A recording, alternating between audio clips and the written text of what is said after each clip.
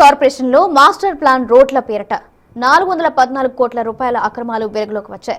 గత ప్రభుత్వ హయాంలో టీడీఆర్ బాండ్ల జారీలో భారీగా అవకతవకలు జరిగినట్లు విజిలెన్స్ నివేదిక ఇచ్చింది. 4 మాజీ మున్సిపల్ కమిషనర్లు, 6 సబ్ రిజిస్ట్రార్లు, 20 మంది టౌన్ ప్లానింగ్ సిబ్బందిపై చర్యలకు సిఫార్సు చేశారు. తిరుపతిలో టీడీఆర్ బాండ్ల అక్రమాలపై మరింత సమాచారం మా ప్రతినిధి ఉమాశంకర్ అందిస్తారు.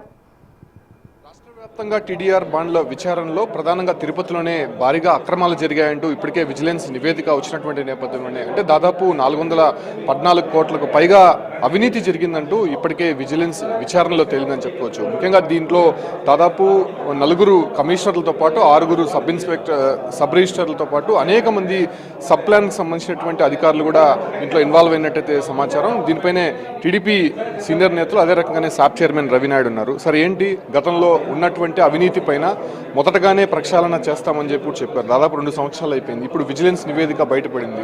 ఎంతమంది ఉన్నారు, అసలు ఏం జరిగింది? బాధేసే విషయం ఏంటంటే కొన్ని వందల కుటుంబాల జీవితాలను అల్లకల్లోలం చేసిన వ్యవహారం టీడీఆర్ బాండ్ల కుంభకోణం. మీరు చూసే ఉంటారు. 27, 28 మాస్టర్ ప్లాన్ రోడ్ల పేరుతో 100 కోట్లు దోచుకున్నారు, బెదిరించారు, భయపెట్టారు, వాళ్ళ దగ్గర రాసుకున్నారు. ఏదైతే 10,000 వాల్యూ చేసేదాన్ని వీళ్ళు కొనిన తర్వాత 40,000కి పెంచుకొని టీడీఆర్లు బాండ్లు ఇష్యూ చేయించుకున్నారు. ఇది ఒక పెద్ద కుంభకోణం. కూలీ నాలీ చేసుకొని చిన్న చిన్న వ్యాపారాలు చేసుకొని తర్వాత ఏదైతే ఉందో ఉద్యోగాలు చేసుకొని కూడగట్టుకున్న ఏదైతే దాంతో ఫ్లాట్ కొనుక్కుంటే ఆ ఫ్లాట్ను వీళ్ళు చేత్తో లాక్కునేశారు. లాక్కొని వీళ్ళు ఈరోజు ఏం చేశారు, వాళ్ళకి కావాల్సిన వాళ్ళకి టీడీఆర్లు ఇష్యూ చేసుకున్నారు, తర్వాత పక్కన పెట్టారు. కమర్షియల్ నన్ రెసిడెన్షియల్ వీళ్ళు ఏం చేశారు, రెసిడెన్షియల్ని కమర్షియల్ చేసేసారు. వాళ్ళు వైసీపీ నేతలకు కావాల్సిన వాళ్ళు రోడ్డు ఎక్కడ వస్తుందో ముందుగానే రోడ్లు వాళ్ళు ఏదైతే రోడ్డు కానుకొని భూములు కొనేశారు. ఈరోజు దాంట్లో సజ్జల రామకృష్ణారెడ్డి గారి భూమి ఉంది, అదేవిధంగా వైసీపీకి సంబంధించి కేఎన్ఆర్. మేము షాకింగ్, జగన్మోహన్ రెడ్డి పిఏగా పనిచేసిన ఎవరైతే కేఎన్ఆర్ ఉందో కేఎన్ఆర్కి ల్యాండ్ ఉందంట. సజ్జల రామకృష్ణారెడ్డికి వాళ్ళ కొడుకు పేరు మీద ల్యాండ్ ఉంది.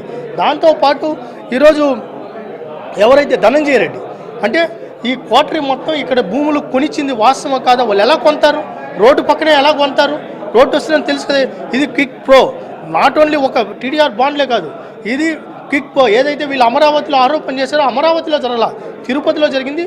ఇది 414 కోట్ల కుంభకోణం కాదు, ఇది 1100 కోట్ల కుంభకోణం. ఇది రాష్ట్రంలోనే అతిపెద్ద కుంభకోణం.